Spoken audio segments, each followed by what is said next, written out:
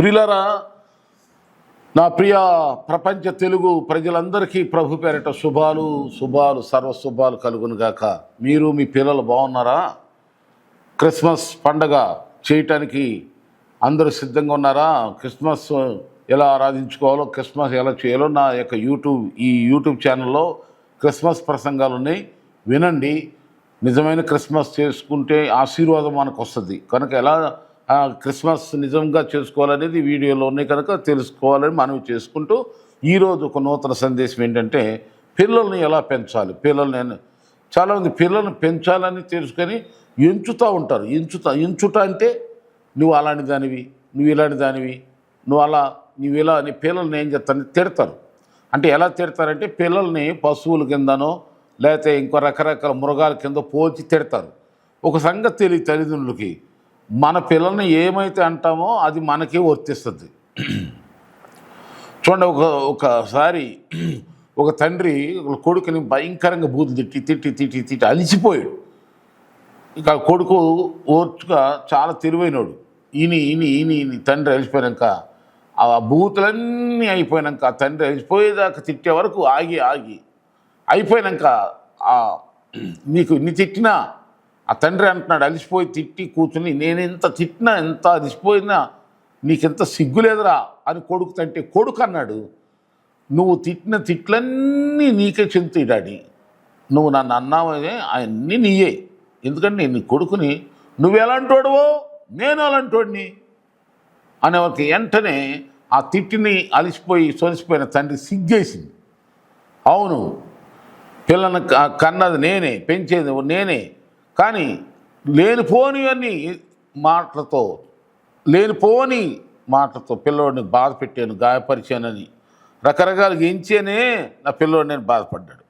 కనుక ఈ సందేశము పిల్లల్ని పెంచాలి కానీ పిల్లల్ని ఎంచకూడదు. అంటే కుక్క లాంటి దానివి, పిల్లి లాంటి దానివి, లేకపోతే పంది అని, నక్కని, ఏనుగని రకరకాలుగా మన పిల్లలు మనమే అనాలి అనుకోవద్దు. కోపం వచ్చినప్పుడు, భయంకరమైన కోపం వచ్చినప్పుడు పిల్లల్ని తట్టుకోలేక ఏదో ఒకటి అనేసేస్తారు ఫలితాలు. అలా అనకూడదని బైబిల్. దీనికి బైబిల్లో నుండి మీకు ఎఫెసీ పత్రిక 6:4 ఉంది. ఏమనుంది? తండ్రులారా లేక తల్లులారా, మీ పిల్లలు కోపము రేపక ప్రభు యొక్క శిక్షలోను బోధలోను వారిని పెంచండి. చూడండి, మనం చిన్న వయసులో ఉన్నప్పుడు మనం ఎన్ని తల్లిదండ్రులకు ఎలాంటి బాధలు మనకు తెలియదు. వాళ్ళు ఎంతో ఓర్చుకుని పెంచబట్టి మనం ఈ స్థితిలో ఉన్నామని తెలుసుకుని మన పిల్లలు కూడా మనం కనుక్కున్న పిల్ల కదా, దేవుడు మనకిచ్చిన పిల్లలు కదా, గర్భఫలం యెహోవా ఇచ్చే బహుమానం కుమారులాంటి స్వాస్థ్యం కదా. కనుక తెలియనప్పుడు తెలియకుండా వారు ఏదైనా చేష్టలు చేసిన మాట్లాడినా ఆ పిల్లలకి మీకు కోపం రేపకూడదు. కొంతమంది గిచ్చుతారు, కొంతమంది రకరకాల దేంతో పెట్టి కొడతారో కూడా కొట్టేస్తారు. తప్పదే. పసిపిల్లల్ని నోరు లేని పసిపిల్లల్ని ఏమి ఎరగనటువంటి పిల్లల్ని నేను కొట్టడం, తిట్టడం, ఇష్టం వచ్చినట్టుగా పిల్లల్ని నాన్న యాతన పెడతాం. అది చాలా ఘోర పాపం. తల్లిదండ్రులారా, మీకు పిల్లల్ని పెంచేట ఓపిక కానీ లేదనుకో పెళ్లి చేసుకోమాకండి. పెళ్లి చేసుకున్నా కానీ పిల్లల్ని కనమాకండి.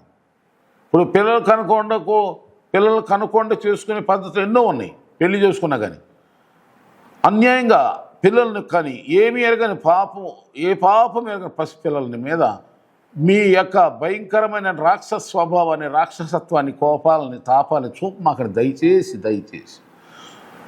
అలా చూపి ఎంతోమంది పిల్లల్ని బాగు చేస్తున్నారు. దానికి ఎప్పుడైనా లెక్క తప్పదో ఆ పాపం ఒట్టిగానే పోదని మీకు నేను లేఖనాల ద్వారా మీకు చెప్తున్నాను. అది నా ఇష్టం అండి, నా పిల్లలన్నీ కనుక్కొని నా ఇష్టం అని అన్నావో జాగ్రత్త. నీకు తప్పకుండా నీ పిల్లలే, కానీ ఆ పిల్లల్ని ఎవరిచ్చాడు? దేవుడు ఇచ్చాడని బైబిల్ ఉంది. దేవుడిచ్చిన పిల్లల్ని నీ ఇష్టం అని ఊరుకుంటాడు దేవుడు? లెక్క అడుగుతాడు. కానీ జాగ్రత్తగా ఉండు అని తల్లిదండ్రులకు ముందుగా నేను ప్రేమతో హెచ్చరిస్తున్నా.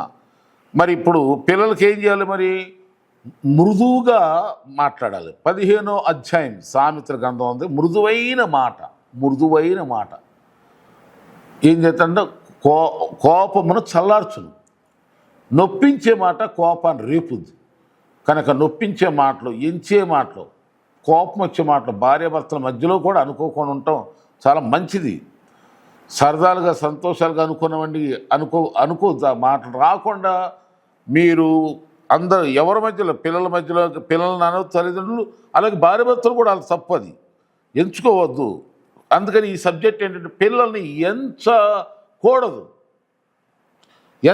అంటే ఏవో వేడితోనో వాడితోనో పోల్చమాక. ఆ పిల్లలు నీ పిల్లలు, అది బాగా గుర్తుంచుకో. కనుక నీ బ్లడ్ గ్రూపులో జన్మించినటువంటి పిల్లలు, నీ రక్తం పంచుకొని పుట్టిన పిల్లలకు కోపాలు రేపమాకండి. పిల్లలకి మృదువైన మాటలతో వాళ్ళని పెంచండి. మధురమైన మాటలతో లాలనకరమైన జాలికరమైన మనసుతో పిల్లల్ని పెంచండి. వాళ్ళ కోపాలు రేపమాకండి. చూడండి, ఒక సౌలు అనే రాజు ఉంటాడు బైబిల్లో. 20 అధ్యాయం 1 సమూయేలు గ్రంథం 30లో ఒక సందర్భంలో ఆయన కొడుకు యోనాతాన్ అంటాడు. యోనాతాన్ని ఆయన కొడుకుని ఇలా తిడతాడు, అగడగొట్టు దాని కొడుక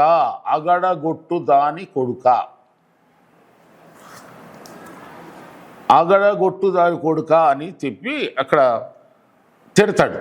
ఎందుకంటే యోనాతాన్ అనేటువంటి ఆ సౌలు రాజు కొడుకు దావీదుకి హెల్ప్ చేస్తూ ఉంటాడు. అంటే దావీదు సౌలు రాజు వీళ్ళిద్దరి మధ్య పడదు. అంటే దావీదు ఏమీ చేయలేవు, సౌలు రాజుకి పడదు. సౌలు రాజుకి దావీదు అంటే ఇష్టం లేదు. దావీదుని ఎట్లయినా అంతం చేయాలని తన ఆలోచన. అలాంటి పరిస్థితుల్లో ఈ యోనాతాను సౌలు రాజు కొడుకే తన తండ్రి ద్వేషిస్తున్న వ్యక్తికి సహాయం చేస్తాడు. అందుకని కోపం వస్తుంది.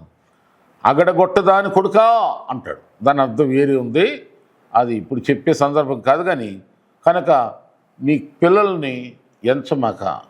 కొంతమంది ఎలా ఉంటారంటే తల్లిదండ్రులు తప్పులు చేస్తూ పిల్లలు మంచిగా పాటిస్తుంటే, మంచిలో ఉంటే, మంచిగా నడుస్తున్నా, మంచిగా ఆలోచిస్తున్నా, ఒక శ్రేష్టమైన నీతికరమైన పవిత్రమైన పరిశుద్ధమైన యథార్థమైన జీవితాన్ని వాళ్ళు ఎంచుకున్న కొంతమంది పేరెంట్స్కి ఇష్టం ఉండదు.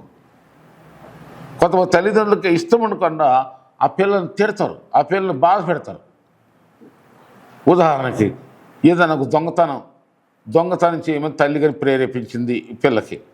ఆ పిల్ల అంటే తెలియని వయసు కదా, వద్దు మమ్మీ, అది మనంద కాదు మమ్మీ, వద్దు మమ్మీ, ఆ ఆంటీ చూస్తే కొట్టుద్ది, ఆ అంకుల్ చూస్తే కొడతాడు, మనకు వద్దు మమ్మీ అంటది. తల్లి అంటది, ఏయ్ నేను చెప్పినట్టు ఎనివేంటే పోకిరిదానా, రకరకాలుగా గాలిదానా ధూళిదానా. చూడండి, మంచి చెడు చేయనని పిల్లన్నందుకు అభినందించాల్సిందలా పోయి ఇంకా కోపం వచ్చే మాటలతో రకరకాల మాట దించుతారు. తల్లిదండ్రులారా ఈ సమయంలో జ్ఞాపం చేసుకో, మీ పిల్లలను ప్రభు శిక్షలో బోధలో పెంచండి. నడవలసిన త్రోవను బాల్యం నేర్పండి, మంచి నేర్పండి. రేపు వాళ్ళే మీకు మంచి ఆధారం అవుతారు. చెడు పనులు నేర్పి చెడ్డ ఆలోచనల వైపు నడిపిస్తే, చెడు స్నేహాల వైపు నడిపిస్తే అది తాత్కాలికమే, స్థిరం కాదు. పైగా భవిష్యత్తుకు అదెంతో నష్టం. చూడండి ఎంతమందో అలా ఎంచుకుని అలా నడిపించి తల్లి పిల్లలు కూడా జైలు పాలైపోయి శిక్ష అనిపిస్తే ఎటు కాకుండా ఉన్నాను. అలాంటి దుర్భరమైన జీవితం మీరు పొందకుండా ఉండాలంటే మీ పిల్లల్ని మొదట్లోనే మంచి స్థితిలో నడిపిస్తే రేపు వాళ్ళు పెద్దోళ్ళు అయిపోయిన తర్వాత మిమ్మల్ని ఎంతో రాజుల్లాగా రాణిలాగా చూస్తారు. మీ పిల్లల్ని గొప్పవారు చేయండి, మంచిగా పెంచండి, మృదువుగా పెంచండి, సరైన దారిలో సరైన మార్గంలో నడిపించండి పిల్లల్ని. ఎన్ని చదువులు చదివించినా కానీ ప్రభువు యొక్క శిక్షలో బోధలో ప్రార్థన వాళ్ళని నేర్పించండి. ఆ చదువులు తోడు, ఆ ఉద్యోగాలకు తోడు, ఆ వ్యాపారాలు తోడు, దేవుడు కూడా వాళ్ళు తోడవుతాడు. దేవుడు ఇల్లు వారిని దీవిస్తాడు. అందుకని అంతే తప్ప మీ స్వార్థాలకి మీ ప్రయోజనాలకి అది కూడా తాత్కాలికం, అవమానం కలిగించి నాశనాన్ని కలిగించి మీకు మీ పిల్లల భవిష్యత్తులో మీ పిల్లలకు కూడా ఎదగటానికి అడ్డుగా వచ్చేటువంటి అడ్డదారులు తొక్కనివ్వకుండా పిల్లలను కాపాడండి, పెంచండి. దేవుడు అప్పుడు మిమ్మల్ని మీ కుటుంబాన్ని తరతరాలు ఆశీర్వదిస్తాడు, తరతరాలు దీవిస్తాడు. అందుకని పిల్లల్ని దేవునిలో పెంచండి, కానీ ఎంచమాకండి. లోకరీతిగా వీటికి వాళ్ళకి వీళ్ళకి పోలిస్తే పిల్లల్ని తిట్టి వాళ్ళని కోపాలు రేపి వాళ్ళని పాడు చేయకండి. దైవికంగా పెంచండి, దేవుని దీవుని పొందుకోండి. దేవుడు మీ అందరిని ఆశ్రయించను గాక. God bless you all.